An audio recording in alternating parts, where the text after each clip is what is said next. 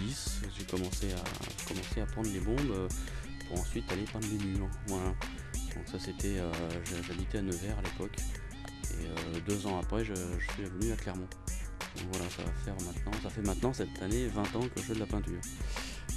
Ensuite, pendant ces 20 ans, j'ai pas touché qu'à la bombe. J'ai fait pas mal d'autres techniques parce que finalement c'était pas une fin en soi pour moi de peindre à la bombe. L'idée était vraiment de faire des fresques, de faire du dessin, de faire de belles images. Et c'était de le peindre à la bombe puisque c'est quelque chose qui me paraissait assez simple pour moi de faire avec cette technique. Là, si dans le graffiti on peut parler pas d'une technique mais au moins d'une case dans laquelle il faudrait que je rentre, il y a une discipline qui s'appelle les personnages quoi. Donc il y a ceux qui font les lettrages et ceux qui font les personnages. Donc je dirais que je fais du personnage. Après l'idée c'est vrai qu'on est plus dans la recherche de portraits avec plus une réflexion sur d'autres choses que les préoccupations habituelles du graffiti ou du hip-hop.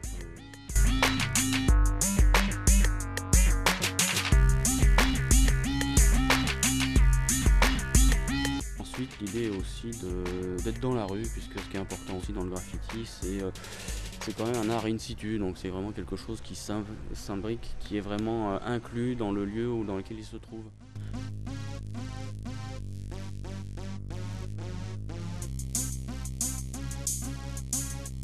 La peinture a une vie en soi, en dehors de l'artiste lui-même. Donc elle a sa vie en fonction des gens qui passent devant, en fonction du temps qu'il fait. Enfin voilà, elle évolue au fur et à mesure. Et c'est vrai que le fait que ce soit aussi éphémère fait partie justement de ça. Là, comme les pots du tram, en fait, les idées viennent au fur et à mesure de ce qui se présente dans la rue, en tout cas pour ce qui est de la rue. Hein, c'est en fonction de ce qui me passe sous les yeux, en fonction du moment. Parce qu'effectivement, c'est la rue, donc c'est toujours en mouvement, ça bouge tout le temps, c'est jamais la même chose. Et c'est toujours intéressant justement de se balader. J'aime bien me balader justement pour aller repérer à la fois des lieux, repérer peut-être des idées comme celle du tram justement qui a eu son effet. Je pensais pas que ça irait si loin justement, ça me permettrait au moins de travailler maintenant ça. Donc voilà, on bouge pas mal et l'idée c'est vrai que pour ce genre de peinture là, en tout cas je recherche surtout des lieux intéressants. Donc c'est vrai que on tourne pas mal. Quand j'ai fait les plots du tram, j'avais quand même calculé un petit peu le fait que c'était pas mal vu. Hein, les gens s'arrêtaient au feu rouge, ils tombaient sur les plots. Je dis bon, il y a quelque chose à faire, ces blocs bruts là qui vont rester un moment, donc on va peut-être pouvoir essayer de faire quelque chose. Donc j'ai calculé la chose et c'est vrai qu'au fur et à mesure, donc ça m'a permis d'être très connu du grand public. Et le fait d'être connu du grand public m'a permis du coup d'avoir un nom, ce qui est important dans ce genre de boulot, d'avoir un nom et donc du coup de pouvoir travailler. Voilà, donc ce qui fait que ça va faire maintenant 1 an que je fais plus que je vis de ça en fait. Voilà, donc après c'est vrai qu'on sort un peu de ce qu'on peut voir dans la rue, du coup, puisque ce sont des commandes, c'est souvent des commandes de décoration et chaque commande est différente, puisque chaque client a une idée différente. Et ça aussi je trouve que c'est assez intéressant justement, c'est de pouvoir répondre à la demande. Et le fait qu'elle soit constamment différente m'oblige justement à me bouger, à travailler et pas tourner en rond et toujours faire la même chose. Ça c'est assez intéressant. Voilà, donc c'est vrai que du graffiti pur au terrain vague comme dans lequel on est au salon, c'est pas forcément facile d'y arriver, mais bon, on peut le faire.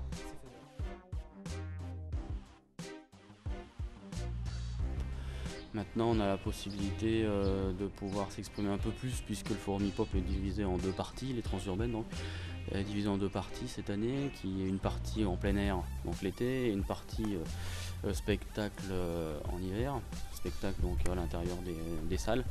Et depuis quelques années maintenant, donc on a vraiment au moins du graffiti avec des ateliers dans les quartiers.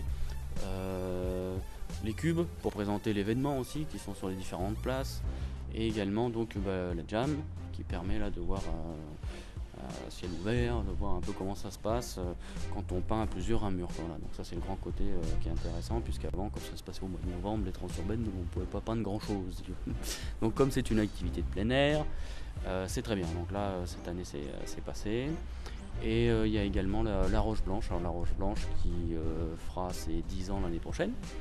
Et l'intérêt du festival de la Roche Blanche, c'est que c'est un festival qui lui est entièrement dédié au graphe, à la peinture à la bombe, et à présenter aussi toutes les facettes de cette technique. Donc voilà, c'est pas un festival où le graffiti ou le graphe, la peinture à la bombe est qu'une partie. Là c'est l'essentiel du festival, donc ça c'est ça qui est très intéressant. Et donc du coup on a le SAJ qui travaille beaucoup chaque année, notamment sur le montage de l'exposition, voilà, qui est vraiment toujours très bien faite, très bien montée, avec toujours un concept original et qui oblige les artistes à se bouger un peu, c'est pas mal. Bien. Là, peut-être que le graffiti et la peinture à la bombe deviendra plutôt plus tard une vraie technique de peinture à part entière, ce qu'elle est en train de devenir, mais bon, ça c'est toujours avec le temps, qu'on verra comment ça se passe, mais ça se fera. Et donc un vrai plaisir de travailler et de pouvoir justement mélanger tout ça et de dialoguer avec d'autres artistes. D'élargir mon champ d'action en essayant de travailler sur toile, en essayant d'investir en plus des galeries également, puisque là maintenant tout ce qui est déco sur Clermont ça va bien passer, ça se passe bien, on essaye maintenant aussi de faire la déco en dehors de Clermont, ce serait bien aussi. Sinon un projet qui va aboutir, c'est le projet de fresque qui aura la Roche Blanche. Là il y aura une grande fresque réalisée sur le pont à l'entrée de la Roche Blanche qui passe sous l'autoroute. Voilà. Donc c'est un gros projet qui verra le jour certainement dans les mois à venir, puisqu'il nous manque plus qu'une autorisation. Donc ça devrait pas tarder. Voilà.